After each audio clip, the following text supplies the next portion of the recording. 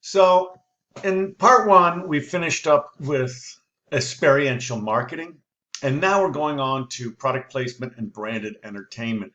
There's a difference between product placement and branded entertainment. Product placement is when products are planned insertion into a movie or into a TV show. You see a huge resurgence or a surge in this since 1982 in E.T. and Reese's Pieces. I've never actually saw the movie, but I guess Elliot put down candy and the monster followed him into the garage or something like that. I don't know. I didn't see it. But anyways, since then, Reese's Pieces spiked, and it was very, very good for that particular brand.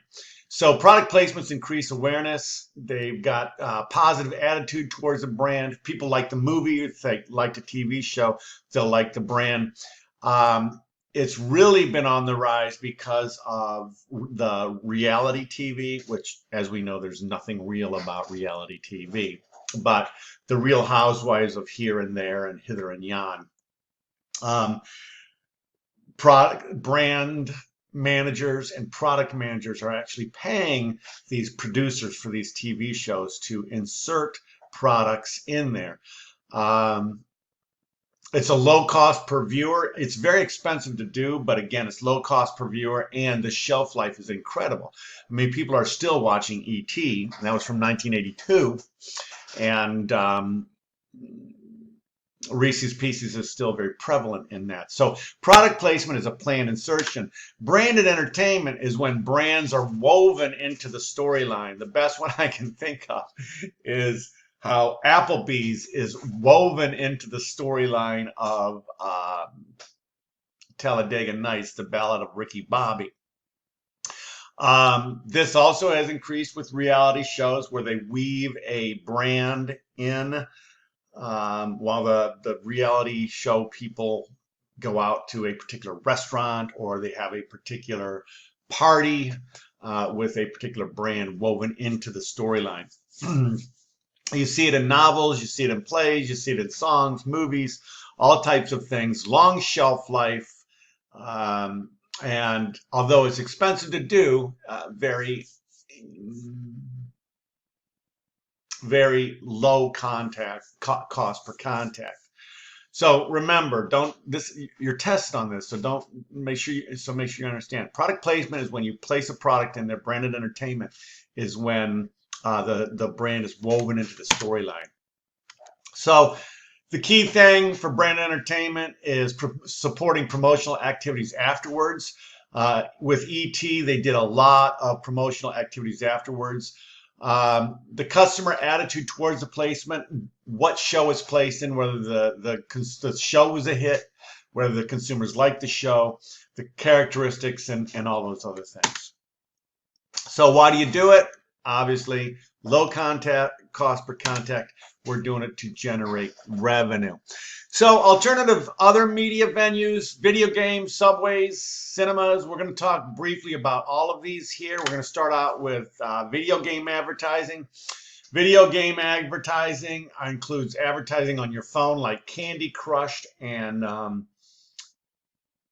Words with Friends, I think. I've never played any of them, but I know that they were very popular. It's a very attractive market, $7 billion per year spent on in-game ads. It's generally speaking, it's depending on the game. A lot of it is targeted towards Zs and millennials, although Words with Friends, I think, was targeted to an older generation, to Xers and some other things like that. People spend a lot of time on their phones. When they are bored, they oftentimes will play these silly games.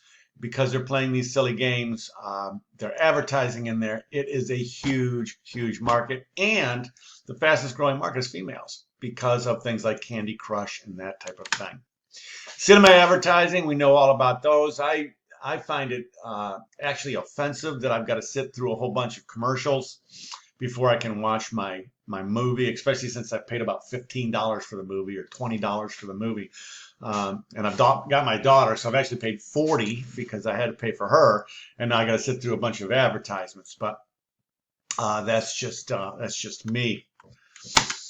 Other alternative media, subways. You see a lot of it on subways. You see the backlit films on subways. You see a lot of it in parking lots, stairs where they've got, as the escalator goes up, you can see brands on the escalator, the moving up like that. Airlines, where on the back of the TV or the back of the seat, they've got a little TV. And before you take off, there's all kinds of advertisements on there, all types of different alternative media, billboards, things like that. In-store marketing is also a very, very, very big alternative marketing venue. Remember, in-store, 60% of the purchase decisions are made in-store.